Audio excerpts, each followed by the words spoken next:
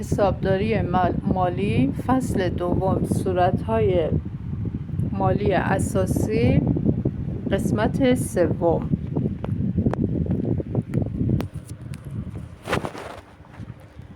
گردش حساب سود و زیان انباشته.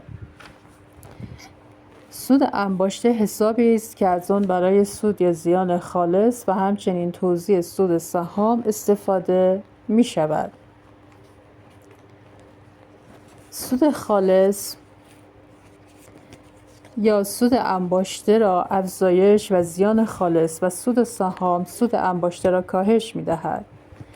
مانده حساب سود انباشته که در طبقه حقوق صاحبان سرمایه ترازنامه گزارش می شود، حاکی از مازاد کل سود خالص بر کل سود سهام اعلام شده از زمان شروع به فعالیت شرکت تا به حال می باشد.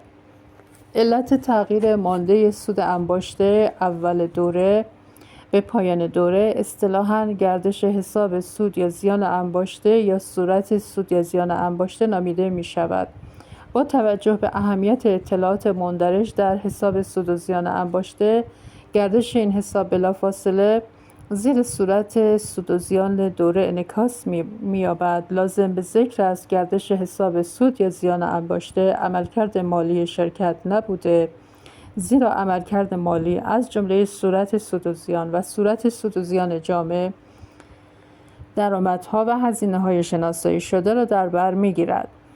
در حالی که اجزای گردش حساب سود و زیان انباشته ماهیت درآمد یا هزینه ندارند، گردش حساب سود و زیان انباشته از صورت سود و زیان به طور کامل منفک بوده و به عنوان یک یادداشت مهم زیر صورت سود و زیان گزارش می شود.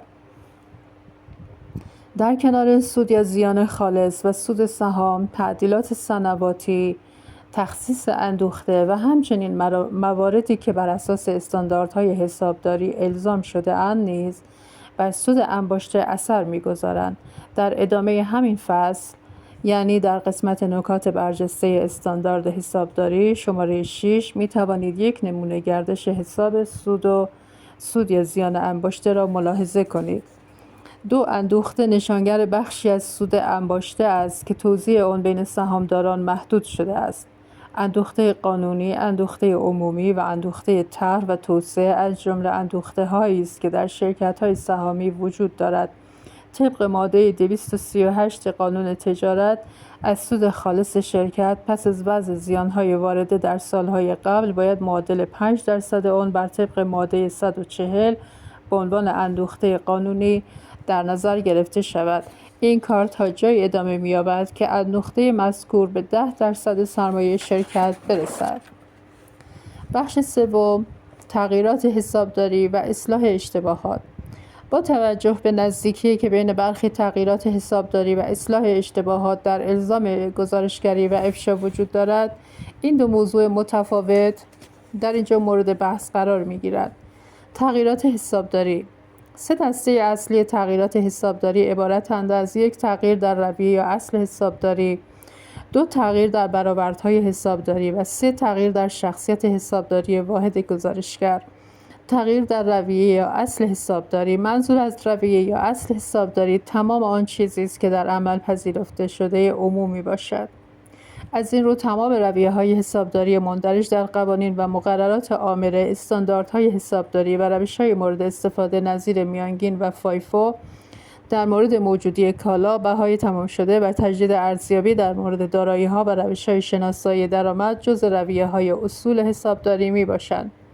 در تفسیری که از خصوصیات کیفی اطلاعات مالی در فصل قبل داشتیم، خاطر نشان کردیم که یکی از خصوصیات کیفی اطلاعات مالی قابل مقایسه بودن آن می باشد. برای نیل به این خصوصیت، ثبات رویه در نحوه عمل حسابداری طی هر دوره مالی و نیز از یک دوره مالی به دوره مالی بعد ضروری است. از این رو نباید رویه‌های حسابداری تغییری صورت گیرد مگر اینکه به علت رجحان رویه جدید بر رویه پیشین. از نظر ارائه مطلوب‌تر صورت‌های مالی واحد تجاری، تغییر در رویه حسابداری قابل توجیه باشد یا اینکه تغییر به موجب قوانین آمره یا استانداردهای جدید الزام شود. برای مثال میتوان به شرکتی اشاره کرد که در سالهای گذشته برای ارزیابی موجودی کالا از روش میانگین موزون استفاده نموده، اما در سال جاری به قصد ارائه مطلوب‌تر صورتهای مالی خود تغییر روش داده و از روش فایفو استفاده می‌کند. یکی از مشخصات تغییر در رویه حسابداری این است که این تغییر حاصل گزینش بین دو یا چند روش حسابداری است. چنانچه معامله یا رویدادی که از نظر ماهیت یا معاملات و رویدادهای قبلی به روشنی متفاوت است، لزوم انجام یک روش جدید یا تعدیل روش موجود را ایجاد کند. این اتخاذ یا تعدیل روش تغییر در رویه حسابداری محسوب نمی شود. چنانچه در رویه حسابداری تغییری صورت گیرد، ارقام مربوط به سال جاری بر مبنای رویه جدید منعکس و ارقام مقایسه‌ای سنوات قبل نیز بر مبنای رویه جدید ارائه مجدد می شود. در این حالت تعدیلات انباشته مربوط به سنوات قبل به جهت اینکه ارتباطی با نتایج عملکرد سال جاری نداشته است، نباید در تعیین سود یا زیان سال جاری دخالت داده شود. تعدیلات مزبور باید از طریق ارائه مجدد ارقام سالهای قبل به حساب گرفته شود. در نتیجه مانده سود یا زیان انباشته ابتدای دوره نیز بدین ترتیب تعدیل خواهد شد. تعدیلات انباشته ناشی از تغییر در رویه حسابداری همچنین به عنوان آخرین قلم در صورت سود و زیان جامع منعکس می شود تا اثر این تعدیلات برای استفاده کنندگان مشخص گردد. به این طرز برخورد با تغییر در رویه حسابداری اصطلاحاً رویکرد تسری به گذشته اطلاق می شود. تعدیلات انباشته تغییر در رویه حسابداری از طریق تفاضل بین مبلغ دفتری فعلی دارایی یا بدهی بر مبنای رویه‌ای که قبلا مورد استفاده قرار گرفته و مبلغ دفتری بر اساس اصل انتخابی جدید در ابتدای سال مالی اعمال تغییر به دست می‌آید. برای روشن شدن موضوع فرض کنید شرکت سینا در سال 1306 روش ارزیابی موجودی کالا را از روش فایفو به روش میانگین موزون تغییر می‌دهد. اطلاعات زیر در رابطه با موجودی کالا در اختیار است. روش فایفو 29/12/1304 1500 ریال، 29/12/1305 2750، 29/12/1306 2500 و روش میانگین موزون طی این 3 سال متوالی 1000، 2000 و 1500. همچنین اطلاعات زیر در رابطه با شرکت سینا در اختیار می باشد.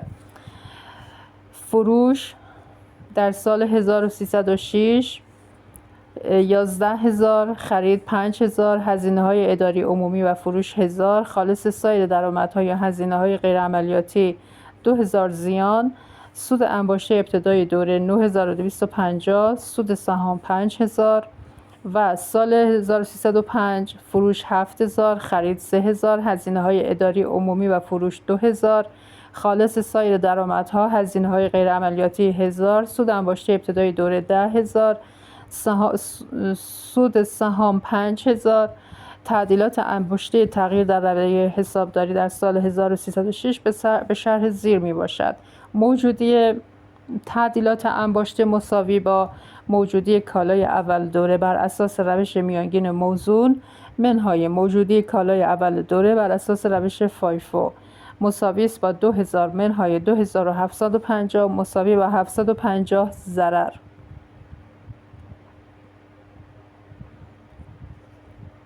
ثبت این رویداد با صرف نظر از اثر مالیاتی آن به شرح زیر می باشد. سود انباشته 750 از بدهکار از موجودی کالا 750 بستانکار. همونطور که پیش از این نیز بیان شد، اگر در رویه حسابداری تغییری صورت گیرد، ارقام مربوط به سال جاری یعنی سال 1306 بر مبنای رویه جدید منعکس و ارقام مقایسه سنوات قبل نیز بر مبنای رویه جدید ارائه مجدد می شود، گویی که در آن سالها نیز از این رویه استفاده شده است.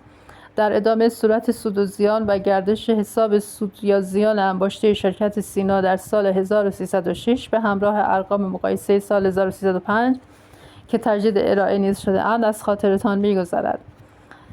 در ترازنامه سال 1306 موجودی کالا بر اساس روش میانگین موزون یعنی 1500 ریال انعکاس می‌یابد.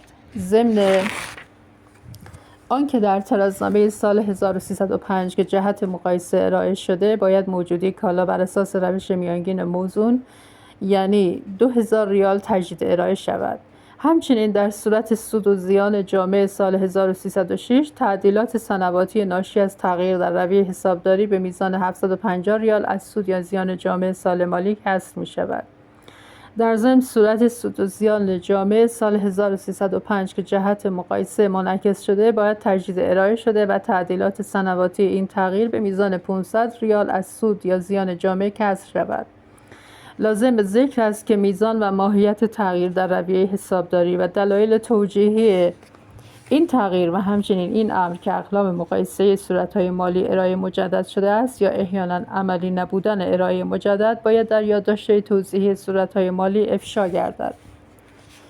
شرکت سینا صورت سود و زیان برای سال منتهی به 29 اسفند 1306 یک صورت سود و زیان سال 1306 هست. یک تجدید ارائه شده 1305 فروش 11000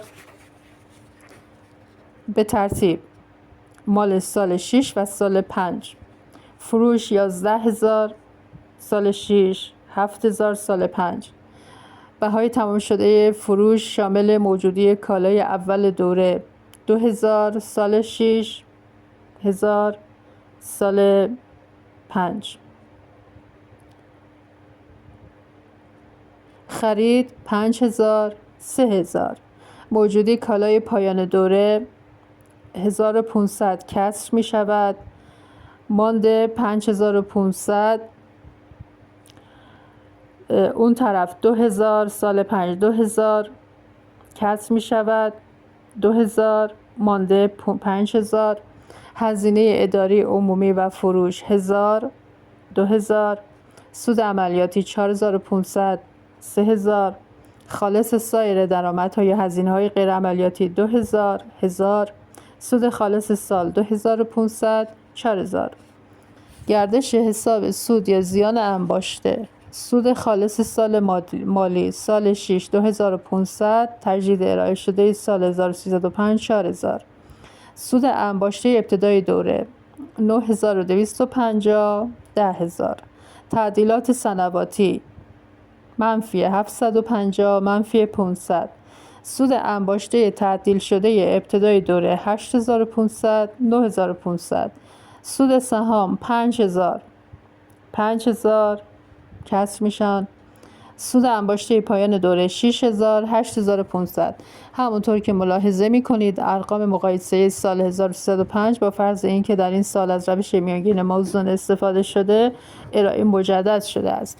تعدیلات سنواتی در سال 1305 به شرح زیر محاسبه شدند. تعدیلات انباشته مساوی با بسم الله الرحمن الرحیم موجودی کالای اول دوره یا میانگین موزون منهای موجودی کالای اول دوره یا فایفو مساوی با 1000 منهای 1500 مساوی با 500 منفی.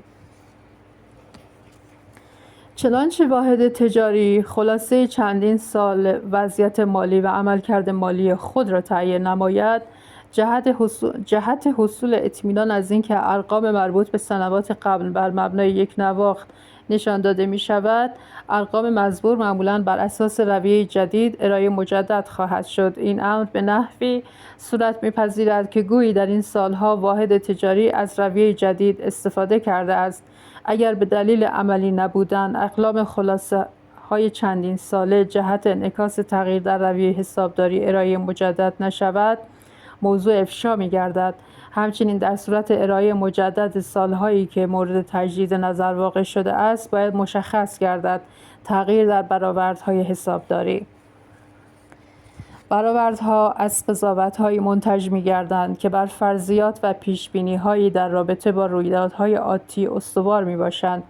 با توجه به ابهامات موجود در محیط اقتصادی، انجام برآوردهای حسابداری و تجدید نظر در آنها برای تهیه صورت‌های مالی امری اجتناب ناپذیر است. پیشبینی رویدادهای آتی و برآورد اثرات آنها مستلزم اعمال قضاوت و تجدید نظر در این برآوردها به هنگام وقوع رویدادهای جدید، حصول تجربه بیشتر یا دستیابی به اطلاعات اضافی است. از آنجا که تغییر در برآورد حاصل اطلاعات جدید یا تحولات تازه است، نباید با تجدید نظر در ارقام سالهای قبل به آن تأثیر قهقرایی یا عطف به ما سبق داد. آثار تغییر در برآوردهای حسابداری باید در تعیین سود یا زیان خالص دوره‌ای منظور شود که در آن تغییر صورت گرفته است. بدیهی است چنانچه تغییر مزبور بر دوره‌های بعدی نیز اثر گذارد، آثار چنین تغییری باید در تعیین سود یا زیان خالص دوره‌های بعدی منظور شود.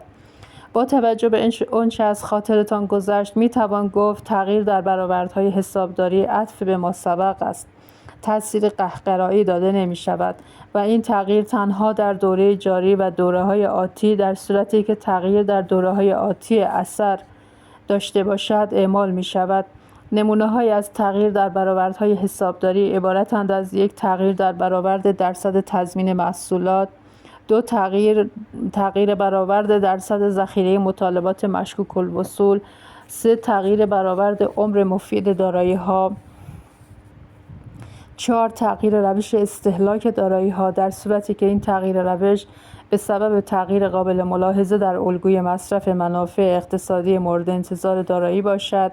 لازم به ذکر است در صورتی که تغییر در روش استهلاک دارایی‌ها به سبب تغییر در الگوی مصرف دارایی نباشد، تغییر در رویه حسابداری و نه تغییر در برآورد محسوب می شود.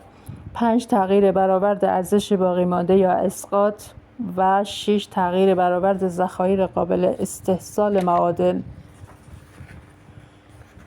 برای روشن شدن موضوع فرض کنید شرکت شهریار در 1/1/1301 تجهیزاتی را به مبلغ 840,000 ریال خریداری می کند. در این زمان عمر مفید تجهیزات 15 سال و ارزش باقی مانده اسقاط 0 ریال برآورد می شود.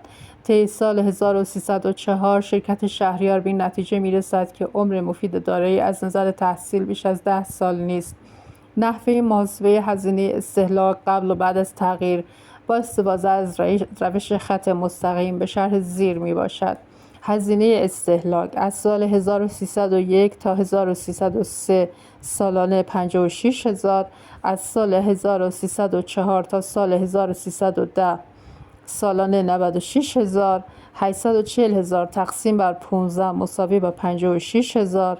840,000 منهای 56,000 در 3 تقسیم بر 10 منهای 3 مساوی با 96,000. همونطور که ملاحظه می کنید در صورت تغییر برآورد عمر مفید دارایی نیازی به محاسبه تعدیلات انباشته نبوده و از سال تغییر یعنی 1304 تا پایان عمر مفید دارایی، البته اگر تغییر دیگری رخ ندهد، سالانه مبلغ 96,000 هزینه استهلاک گزارش می شود. ماهیت و مبلغ تغییر در برآورد حسابداری که دارای اثر با اهمیتی در دوره جاری است یا انتظار می رود اثر با اهمیتی در دوره‌های بعد داشته باشد باید افشا گردد. برای مثال شرکت شهریار باید در یادداشت‌های توضیحی سال 1304 این موضوع را که عمر مفید باقی مانده تجهیزات کاهش و طبعاً هزینه استهلاک افزایش یافته را با ذکر مبلغ افشا نماید. در صورتی که تعیین مبلغ تغییر عملی نباشد، موضوع باید در یادداشت‌های توضیحی افشا شود. همونطور که بیان شد، انجام برآوردهای حسابداری و تغییر در آنها با توجه به ابهامات موجود در محیط اقتصادی امری اجتناب ناپذیر و طبیعی محسوب می‌گردد و از این رو نباید با تغییر در رویه حسابداری اشتباه شود. با این وجود گاه تشخیص بین تغییر در رویه حسابداری و تغییر در برآورد حسابداری ممکن است بسیار مشکل باشد. در چنین حالتی تغییر مورد نظر باید به عنوان تغییر در برآورد حسابداری تلقی و به گونه مناسبی افشا شود. در پایان بحث تغییر در برآوردهای حسابداری باید گفت برای قابل مقایسه بودن صورت‌های مالی دوره‌های مختلف آثار تغییر در برآوردهای حسابداری باید تحت همان سرفصل‌هایی که قبلا در صورت سود و زیان انعکاس می‌یافت طبقه بندی شود. برای مثال اثر تغییر در برآورد حسابداری که قبلا در محاسبه سود و زیان عملیاتی در حال تداوم منظور شده است تحت عنوان همان قلم درآمد و هزینه منعکس می‌گردد. تغییر در شخصیت حسابداری واحد گزارشگر. آخرین نوع از تغییرات حسابداری تغییر در شخصیت واحد گزارشگر است. این امر هنگامی اتفاق می‌افتد که تغییر صورت گرفته در ساختار سازمان باعث شود صورت‌های مالی شامل شخصیت دیگر یا تغییر یافته‌ای باشد. ارائه صورت‌های مالی تلفیقی به جای صورت‌های مالی جداگانه هر واحد، تغییر در واحدهای فرعی و یا تغییر در استفاده از روش ارزش ویژه برای سرمایه‌گذاری‌ها مثال‌هایی برای این نوع تغییر است. تغییر در شخصیت واحد گزارشگر با ارائه مجدد کلیه صورت‌های مالی سال‌های قبل همراه خواهد بود. اصلاح اشتباهات حسابداری. هرگاه در دوره جاری محرز گردد صورت‌های مالی آن دوره یا دوره‌های قبل در نتیجه وجود اشتباهاتی نظیر اشتباهات ریاضی و محاسباتی، اشتباه در بکارگیری رویه‌های حسابداری، تعبیر نادرست یا نادیده گرفتن واقعیت‌های موجود در زمان تهیه صورت‌های مالی، تغییر از یک رویه غیر پذیرفته شده حسابداری به یک رویه پذیرفته شده حسابداری و موارد تقلب به شکلی نادرست ارائه شده، اصلاح آن اشتباهات ضرورت پیدا می‌کند. در صورتی که اشتباهات در همان دوره‌ای که به وقوع پیوستند کشف شوند، اصلاح آنها به سادگی از طریق ثبت معکوس اشتباه و سپس ثبت صحیح مربوط به معامله انجام می‌پذیرد. حال اگر در دوره جاری اشتباهات مربوط به صورت‌های مالی یک یا چند دوره مالی گذشته کشف گردد، باید به اهمیت اشتباهات توجه شود. اصلاح این اشتباهات در صورتی که با اهمیت نباشد، در سود یا زیان خالص دوره جاری منظور می‌گردد. در مواردی ممکن است صورت‌های مالی منتشره یک یا چند دوره قبل شامل اشتباهات با اهمیتی باشد که تصویر مطلوب را مخدوش و در نتیجه قابلیت اتکای صورت‌های مالی مذکور را کاهش می‌دهد. اصلاح چنین اشتباهاتی نباید از طریق منظور کردن آن در سود و زیان سال جاری انجام گیرد، بلکه باید با ارائه مجدد ارقام صورت‌های مالی سال‌های قبل به چنین منظوری دست یافت. در نتیجه مانده سود یا زیان انباشته ابتدای دوره نیز تعدیل خواهد شد. تعدیلات انباشته اصلاح اشتباه که از طریق تفاضل بین مبلغ دفتری فعلی اشتباه و مبلغ دفتری صحیح در ابتدای سال مالی اصلاح اشتباه به دست می آید، همچنین به عنوان آخرین قلم در صورت سود و زیان جامع منعکس می شود. لازم به ذکر است میزان و ماهیت اصلاح اشتباهات و همچنین این امر که اقلام مقایسه صورت‌های مالی ارائه مجدد شده است یا عملی نبودن ارائه مجدد باید در یادداشت‌های توضیحی صورت‌های مالی افشا گردد. در ادامه به تشریح برخی اصلاح اشتباهات دوره‌های قبل می‌پردازیم. اشتباهات ریاضی و محاسباتی. این قبیل اشتباهات عموماً بر اثر کم دقتی حسابداران رخ می‌دهد. امروزه با توجه به کاربرد وسیع ابزار الکترونیکی این گونه اشتباهات کمتر اتفاق می‌افتد. برای روشن شدن موضوع فرض کنید شرکت زرین در ابتدای سال 1301 ماشین‌آلاتی را به مبلغ 5,100,000 ریال خریداری می‌کند. عمر مفید ماشین‌آلات 5 سال و ارزش باقی مانده آن 0 ریال برآورد شده است.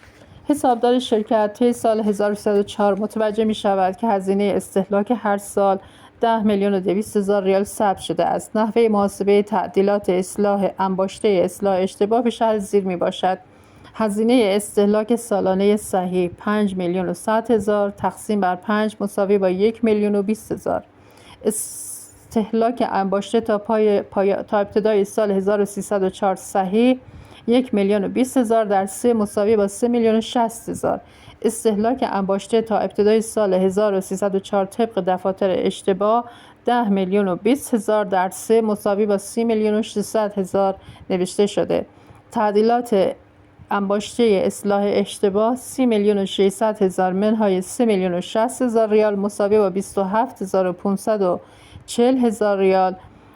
ثبت اصلاحی این اشتباه در سال کشف اشتباه با صرف نظر از آثار مالیاتی آن به شرح زیر می باشد: استهلاک انباشته ماشین‌آلات 27,540,000 ریال بدهکار، سود انباشته 27,540,000 بستانکار. مانده حساب استهلاک انباشته در دفتر کل پس از اصلاح اشتباه و قبل از ثبت هزینه استهلاک سال 1304 به شرح زیر است: استهلاک انباشته ماشین‌آلات در نمودار تی، اصلاح اشتباه در سال 4 طرف بدهکار 27,540,000، مانده 27,540,000. طرف بستانکار 10,200,000 هزینه استهلاک سال 1، 10,200,000 هزینه استهلاک سال 2، 10,200,000 هزینه استهلاک سال 3، مانده جمعاً 30,600,000، مانده 3,060,000. تعدیلات انباشته اصلاح اشتباه به مبلغ 27,054,000 ریال در قالب افزایش در مانده ابتدای دوره سود انباشته سال 1304 و در صورت سود و زیان جامع به عنوان آخرین قلم انعکاس می‌یابد. ضمن آنکه صورت‌های مالی سال‌های قبل که در دوره جاری به صورت مقایسه ارائه می‌شوند باید از بابت این اشتباه اصلاح یا ارائه مجدد شوند. توجه داشته باشید که در سال 1304 و 1305 هزینه استهلاک به مبلغ صحیح آن 1,020,000 ریال در حساب‌ها منظور می‌گردد. اشتباه در بکارگیری رویه‌های حسابداری. منظور به کارگیری نادرست رویه‌های حسابداری است. برای روشن شدن موضوع فرض کنید در ابتدای سال 1301 شرکت یزد ساختمانی را به بهای 850,000 ریال خریداری نموده که 255,000 ریال آن بهای زمین است. شرکت کل مبلغ پرداختی را اشتباهاً به حساب ساختمان منظور و 10 ساله به روش خط مستقیم مستهلک نموده است و این اشتباه در ابتدای سال 1304 کشف و اصلاح می‌گردد. با فرض آنکه نرخ مالیات بر درآمد 50% است، نحوه محاسبه تعدیلات انباشته اصلاح اشتباه به شکل زیر خواهد بود: بهای ساختمان در زمان خرید 850,000 منهای 250,000 مساوی با 595,000.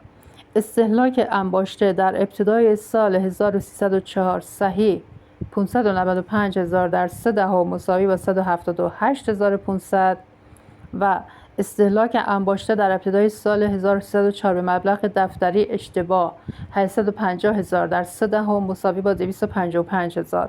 تعدیلات انباشته اصلاح اشتباه 255,000 منهای 178,500 در 50% مساوی با 38,250. ثبت این رویداد به شرح زیر خواهد بود: استهلاک انباشته ساختمان 76,500، بدهکار سود انباشته 38,250، بستانکار مالیات پرداختنی 38,250,000، بستانکار مانده حساب استهلاک انباشته در دفتر کل پس از اصلاح اشتباه و قبل از ثبت هزینه استهلاک سال 1304 به شکل زیر می باشد: استهلاک انباشته ساختمان نمودار تی، اصلاح اشتباه در سال 4 76,500، مانده 76,500، بدهکار طرف بستانکار هزینه استهلاک سال 1 85,000، هزینه استهلاک سال 2 85,000، هزینه استهلاک سال 3 85,000، جمعاً 255,000، مانده 178,500، بستانکار. تعدیلات انباشته اصلاح اشتباه به مبلغ 38,250 ریال در قالب افزایش در مانده ابتدای دوره سود انباشته سال 1304 و در صورت سود و زیان جامع سال 1304 به عنوان آخرین قلم منعکس می شود. همچنین صورت‌های مالی سال‌های قبل که در دوره جاری جهت انجام مقایسه ارائه می‌گردند باید تجدید ارائه شوند. لازم به ذکر است که در سال 1304 و سال‌های بعد هزینه استهلاک به مبلغ صحیح آن یعنی 59,500 595,000 تقسیم بر 10 ثبت می‌شود. تعبیر نادرست یا نادیده گرفتن واقعیت‌های موجود در زمان تهیه صورت‌های مالی مواردی که امکان پیشبینی صحیح آن در زمان تهیه صورت‌های مالی مقدور بوده ولی به شکل دیگری گزارش شده است، یک نوع اشتباه میباشد. برای مثال، در زمان تهیه صورت‌های مالی ورشکستگی یکی از مشتریان محرز بوده ولی بدهی وی به شرکت از حسابها حذف نشده است. این موضوع یک اشتباه تلقی می شود که باید اصلاح شود. تغییر از یک رویه غیر پذیرفته شده حسابداری به یک رویه پذیرفته شده حسابداری. استفاده از یک رویه غیر پذیرفته شده صحیح نبوده و بلافاصله بعد از کشف موضوع باید یک رویه پذیرفته شده جایگزین آن شود. برای مثال، تغییر از مبنای نقدی یا رویه غیر پذیرفته شده به مبنای تعهدی یا رویه پذیرفته شده اصلاح یک اشتباه است. لازم به ذکر از تغییر در رویه حسابداری، تغییر از یک رویه پذیرفته شده حسابداری به یک رویه پذیرفته شده دیگر حسابداری بوده و یا اصلاح اشتباه تفاوت دارد و با اصلاح اشتباه تفاوت دارد.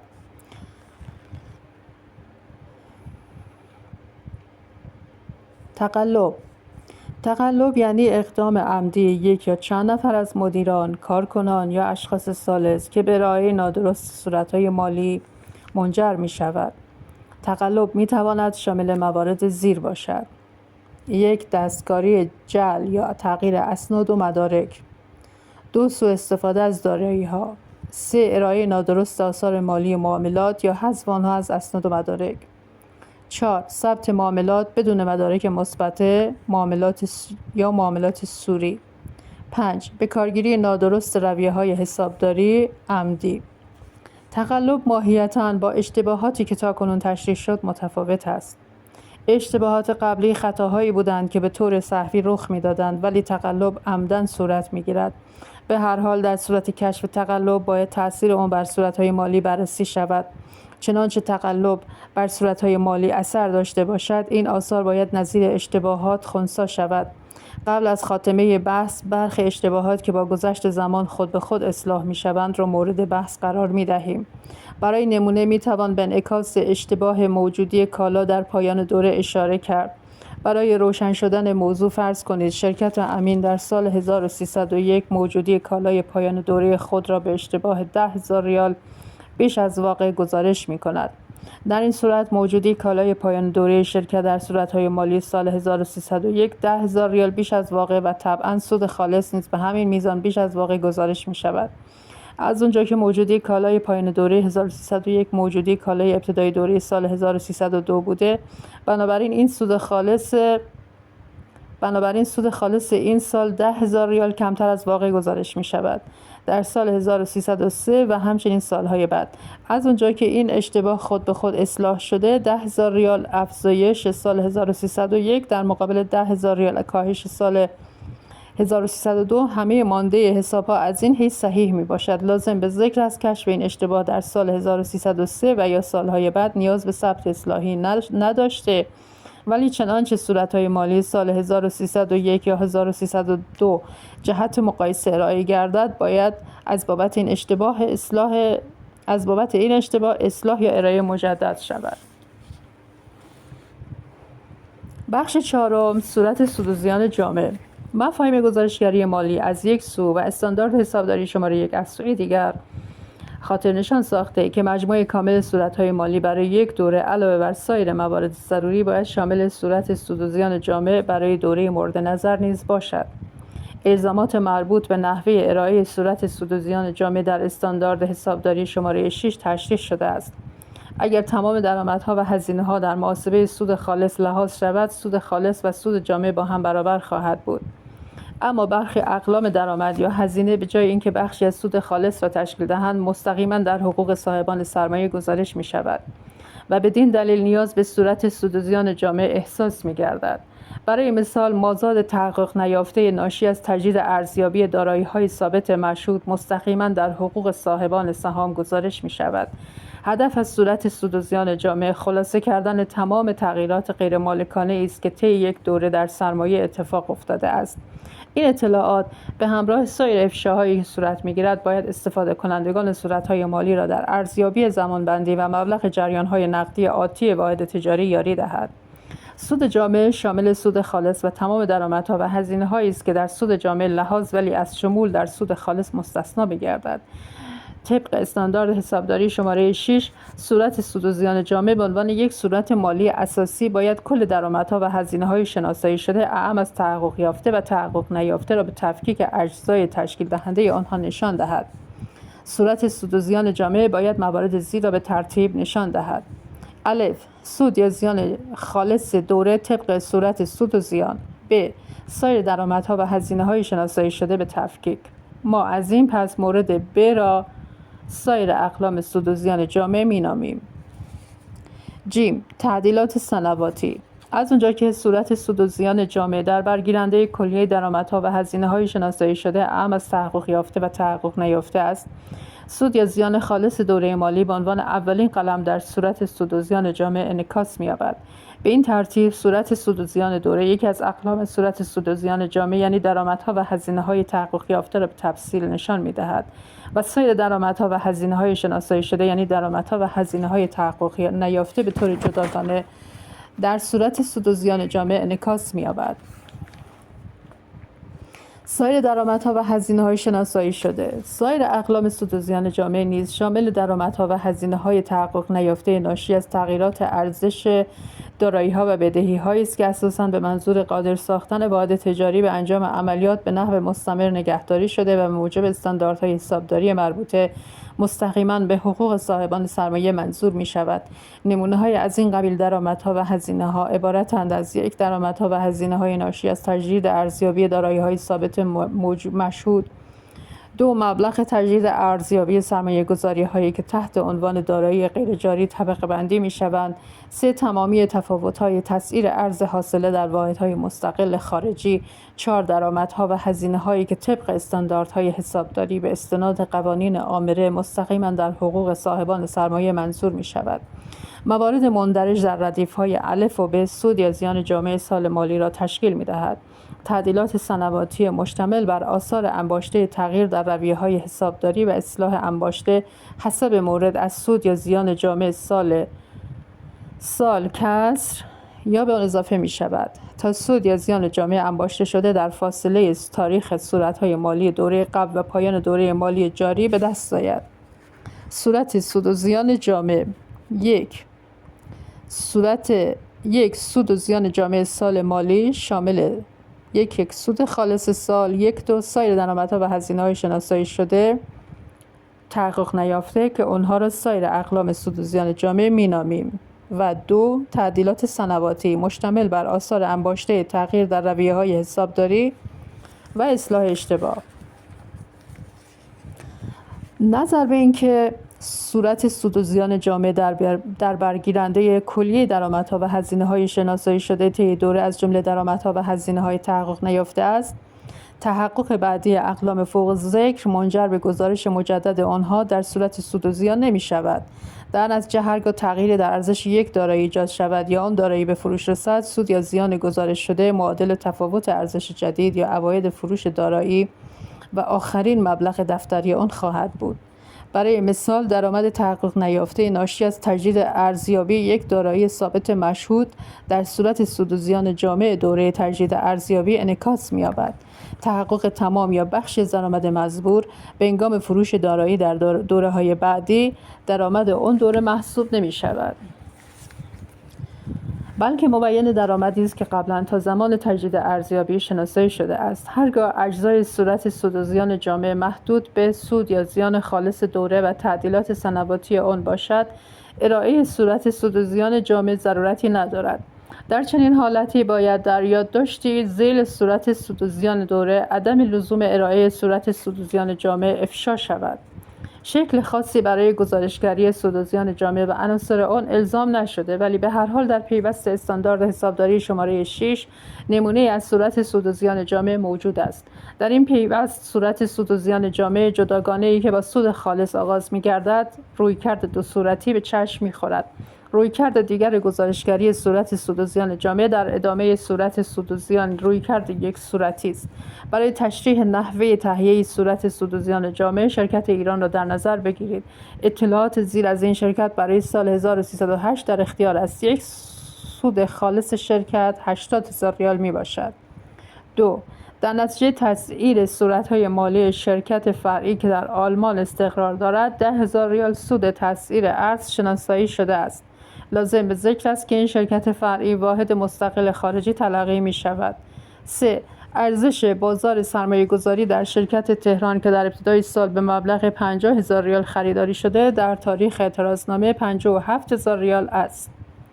این سرمایه گذاری بلند مدت به روش تجدید ارزیابی در دفاتر منعکس می شود. 4. زمینی با بهای تمام شده 40,000 ریال در سال 1305 به مبلغ 50,000 ریال و در سال جاری به مبلغ 49,000 ریال تجدید ارزیابی شده است. در رابطه با تجدید ارزیابی در دارایی‌های ثابت مشهود در فصل 5 به تفصیل بحث خواهیم کرد. 5. شرکت ایران در سال جاری روش ارزیابی موجودی کالای خود را از فایفو به میانگین تغییر داده است. موجودی کالای ابتدای دوره بر اساس روش فایفو و میانگین به ترتیب 100,000 ریال و 95,000 ریال می باشد. در شکل 2.4 صورت سود و زیان جامعه شرکت ایران با استفاده از رویکرد دو صورتی ارائه شده است. شکل 2.4 صورت سود و زیان جامعه رویکرد دو صورتی شرکت ایران صورت سود و زیان جامعه برای سال منتهی به 29 اسفند 1308 سود خالص 80,000. تفاوت تسعیر صورت‌های مالی واحد مستقل خارجی 10,000. سود تحقق نیافته سرمایه‌گذاری‌های بلند مدت 7,000. برگشت مازاد تحقق نیافته دارایی‌های ثابت مشهود کسر میشه 1000. سود جامع سال مالی مجموعاً 96,000. کسر می شود تعدیلات سنواتی 5,000. سود جامع شناسایی شده از تاریخ گزارشگری قبلی 91,000 ریال. جمع سایر اقلام سود و زیان جامعه برای یک دوره به یک عنصر جداگانه سرمایه حقوق یعنی حقوق صاحبان سرمایه که ما آن را انباشت سایر اقلام سود و زیان جامعه مینامیم منتقل می شود. درست مانند سود خالص که به سود انباشته منتقل می گردد. مانده این حساب در برگیرنده جمع سایر اقلام سود و زیان جامعه از ابتدای فعالیت شرکت تا پایان دوره جاری می باشد. مانده های انباشته هر یک از طبقات تشکیل دهنده انباشته سایر اقلام سود و زیان جامعه، برای مثال سود یا زیان تحقق نیافته سرمایه‌گذاری های بلند مدت، باید در ترازنامه و در یادداشت‌های توضیحی صورت‌های مالی افشا شوند. برای مثال فرض می‌کنیم زمینی در ابتدای سال 1301 به بهای تمام شده 10,000 ریال تحصیل شده است. تجدید ارزیابی انجام شده در پایان سال 1303 و 1306 ارزش منصفانه زمین مورد نظر را به ترتیب 12 میلیون ریال و 15 میلیون ریال نشان می‌دهد. حال صورت سود و زیان جامعه سال 1303 و ترازنامه پایان سال 1303 و همراه صورت سود و زیان جامعه سال 1306 و ترازنامه پایان سال 1306 شامل این اطلاعات خواهد بود. بخشی از صورت سود و زیان جامعه سال 3 سایر اقلام سود و زیان جامعه مازاد تجدید ارزیابی زمین 2 میلیون. بخشی از ترازنامه 29/12/1303 حقوق صاحبان سرمایه شامل انباشت سایر اقلام سود و زیان جامعه یعنی مازاد تجدید ارزیابی زمین 2 میلیون ریال. بخشی از صورت سود و زیان جامعه سال 1306 سایر اقلام سود و زیان جامعه شامل مازاد تجدید ارزیابی زمین 3 میلیون ریال. بخشی از ترازنامه 29/12/1306 حقوق صاحبان سرمایه یعنی انباشته سایر اقلام سود و زیان جامعه شامل مازاد تجدید ارزیابی زمین 5 میلیون ریال. توضیح صورت سود و زیان جامعه را به مثال ختم می‌کنیم. اگر حقوق صاحبان سهام در ابتدای دوره 425,000 ریال و در پایان دوره 510,000 ریال باشد و طی دوره 59,500 ریال سهام جدید منتشر و از طرف 17,000 ریال سود نقدی اعلام شده باشد، سود جامع به شرح ذیل به دست می آید. کل تغییرات در سرمایه 510 منهای 425 مساوی با 85. حال باید اثرات ناشی از مبادلات مالکانه را خنثی کنیم تا به سود جامع برسیم. سود جامع 85 منهای 59.5 به اضافه 17 مساوی با 42.5. همونطور که ملاحظه می‌کنید انتشار سهام جدید که ماهیتاً افزاینده سرمایه است به عنوان یک کاهنده و تقسیم سود نقدی که ماهیتاً کاهنده سرمایه است به عنوان یک افزاینده عمل می‌کند تا به این ترتیب اثر مبادلات مالکانه خنثی شود. بخش پنجم، صورت جریان وجوه نقد، صورت جریان‌های نقدی. هدف اصلی صورت جریان وجوه نقد ارائه اطلاعات در رابطه با جریان‌های ورودی و خروجی وجه نقد طی یک دوره حسابداری است. صورت جریان وجوه نقد اطلاعاتی را ارائه می‌دهد که به همراه اطلاعات موجود در سایر صورت‌های مالی باید استفاده کنندگان را در این مقاصد یاری نماید. یک ارزیابی توان شرکت در ایجاد خالص جریان‌های نقدی مثبت آتی. 2. ارزیابی توانایی شرکت در رویارویی با تعهدات و همچنین نیاز شرکت به تامین مالی خارجی. 3. ارزیابی توان شرکت در پرداخت هزینه‌های تامین مالی و سود سهام. 4. درک تفاوت بین سود عملیاتی شرکت و خالص جریان‌های نقدی عملیاتی. و 5. تعیین آثار مبادلات سرمایه‌گذاری و تامین مالی صورت گرفته طی دوره بر وضعیت مالی شرکت. صورت جریان وجوه نقد باید اطلاعاتی در رابطه با فعالیت‌های عملیاتی، بازده سرمایه‌گذاری‌ها و سود پرداختی بابت تامین مالی، مالیات بر درآمد، فعالیت‌های سرمایه‌گذاری و فعالیت‌های تامین مالی ارائه نماید. بر اساس استاندارد حسابداری شماره 2 وجه نقد تنها به موجودی نقد و سپرده‌های دیداری نزد بانک‌ها و مؤسسات مالی اعم از ریالی و ارزی شامل سپرده‌های سرمایه‌گذاری کوتاه مدت بدون سررسید اطلاق می‌گردد. در مواردی که اضافه برداشت در حساب جاری مجاز باشد، مثلا اضافه برداشت در حساب‌های بانکی خارج از کشور توسط واحد تجاری، مانده اضافه برداشت‌هایی که بدون اطلاع قبلی مورد مطالبه قرار گیرد باید از مبلغ مذکور کسر گردد. ویژگی دیداری بودن در مورد اقلام تشکیل دهنده وجه نقد بدین معنی است که این اقلام بدون اطلاع قبلی قابل برداشت یا مطالبه میباشند. سپرده‌های سرمایه‌گذاری بلند مدت وجه نقد تلقی نمی‌شود، زیرا هدف از نگهداری آنها تحصیل سود است. هرگاه برای تسویه اضافه برداشت‌های بانکی مهلتی تعیین شده باشد، در صورتی می‌توان آنها را در محاسبه وجه نقد منظور کرد که مهلت مزبور از 1 روز کاری تجاوز نکند. تعریف وجه نقد در برگیرنده اقلامی از سرمایه‌گذاری‌ها و استقراض کوتاه مدت که معمولاً در صورت جریان وجوه نقد سایر کشورها تحت عنوان معادل وجه نقد از آنها یاد می‌شود نیست. معادل وجه نقد بنابر تعریف رایج عبارت از سرمایه‌گذاری‌های کوتاه مدت سریع و تبدیل به وجه نقد است که احتمال خطر کاهش در ارزش آن ناچیز بوده و به آسانی و بدون اطلاع قبلی قابل تبدیل به مبلغ معینی وجه نقد باشد و موعد آن در زمان تحصیل تا سررسید حداکثر 3 ماه باشد، به کسر وام‌ها و قرض الحسنه‌های دریافتی از بانک‌ها و سایر اشخاص که ظرف 3 ماه از تاریخ تحصیل قابل پرداخت است.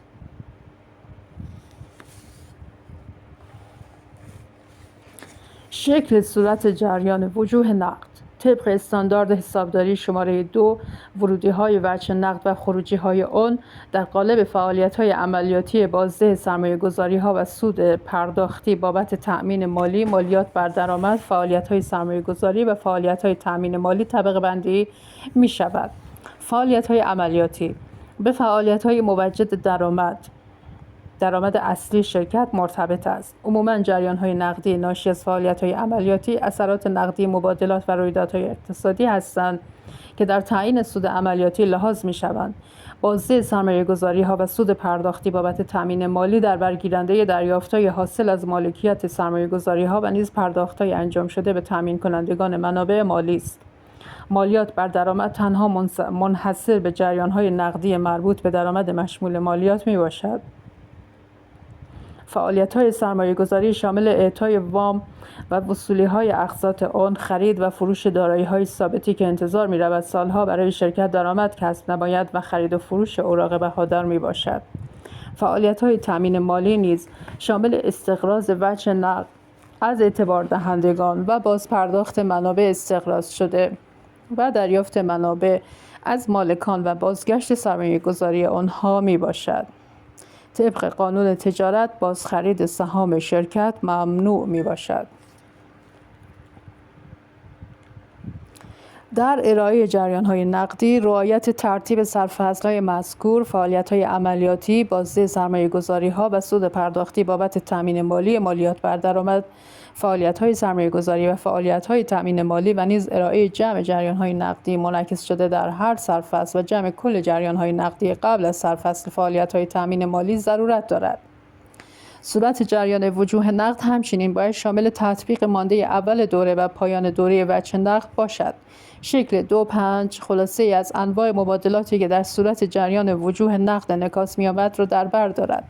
مبادلاتی که اثری بر وجه نقد ندارند به استثنای مبادلات مربوط به فعالیت‌های عملیاتی در صورت با اهمیت بودن باید به همراه مبالغ ریالی خود در یادداشت توضیحی افشا شود. از نمونه‌های معاملات غیر نقدی می‌توان به تحصیل دارایی‌های ثابت مشهود در قبال تسهیلات مالی یا صدور سهام، مبادله موجودی مواد اولیه یا موجودی کالای ساخته شده با دارایی ثابت مشهود، افزایش سرمایه از محل مطالبات حساب شده بستانکاران و جایگزینی وام‌های بلند مدت با وام‌های بلند مدت دیگر اشاره کرد. تغییرات در چارچوب حقوق صاحبان سرمایه که مبین طبقه بندی مجدد حساب‌های تشکیل دهنده حقوق صاحبان سرمایه است، از قبیل افزایش سرمایه از محل اندوخته‌ها و تخصیص اندوخته از محل سود انباشته در زمره معاملات غیر نقدی مستلزم افشا تلقی نمی‌شود. دو روش برای گزارشگری فعالیت‌های عملیاتی.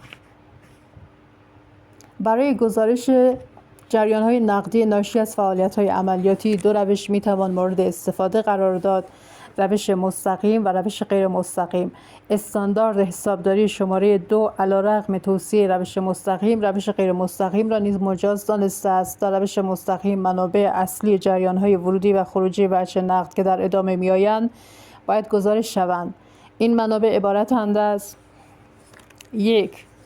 دریافت‌های نقدی حاصل از فروش کالا و ارائه خدمات وصولی از مشتریان. 2. دریافت‌های نقدی حاصل از حق امتیاز، حق الزحمه، کارمزد و سایر درآمدهای عملیاتی. 3. پرداخت‌های نقدی به فروشندگان کالا و خدمات نظیر بیمه، تبلیغات و خدمات مشابه. 4.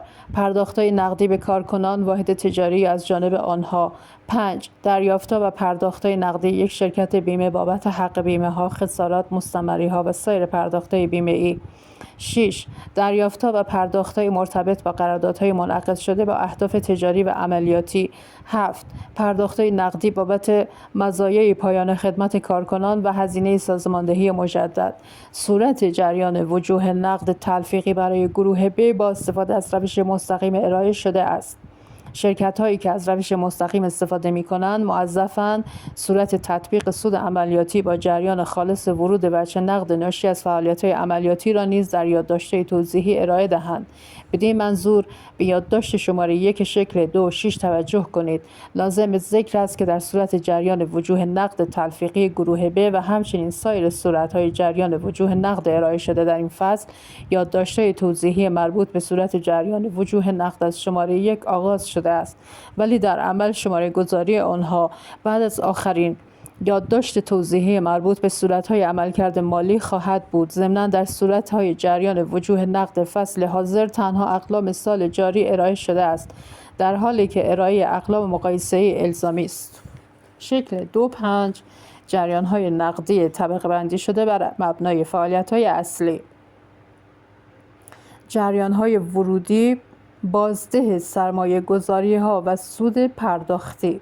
جریان‌های ورودی: فعالیت‌های عملیاتی، دریافتی از مشتریان، سایر دریافت‌های نقدی بابت تأمین مالی، سود دریافتی بابت سپرده‌ها، سود سهام دریافتی، مالیات بر درآمد، استرداد مبالغ پرداختی بابت مالیات، فعالیت‌های سرمایه‌گذاری، وصول وام اعطایی، فروش سرمایه‌گذاری، فروش دارایی‌های ثابت، فعالیت‌های تأمین مالی شامل انتشار بدهی بلند مدت و انتشار سهام، اینها همه جریان‌های ورودی بودند، وارد مخزن وجوه نقد میشن. و حالا جریان‌های خروجی: پرداختی به فروشندگان، پرداختی به کارکنان، سایر پرداخت‌های نقدی، زیرمجموعه فعالیت‌های عملیاتی. سود پرداختی بابت تسهیلات مالی، سود سهام پرداختی، زیرمجموعه بابت تامین مالی. مالیات بر درآمد پرداختی، پیش پرداخت یا علالحساب مالیات، مالیات بر درآمد. اعطای وام، خرید سرمایه‌گذاری، خرید دارایی‌های ثابت، فعالیت‌های سرمایه‌گذاری. بازپرداخت استقرار، بازخرید سهام شرکت، فعالیت‌های تامین مالی. پایان قسمت سوم از فصل دوم، صورت‌های مالی حسابداری مالی.